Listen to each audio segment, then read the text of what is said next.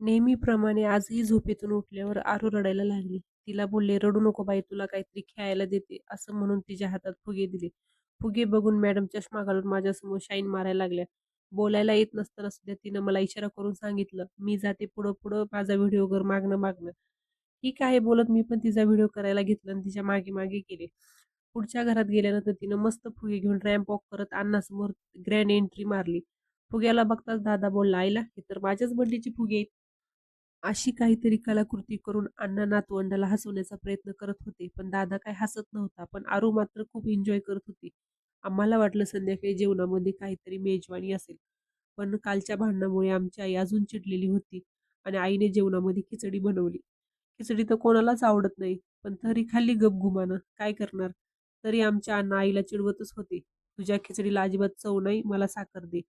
असं बोलल्यावर आई बोलली, "दे एकदाची बाई त्यांना साखर."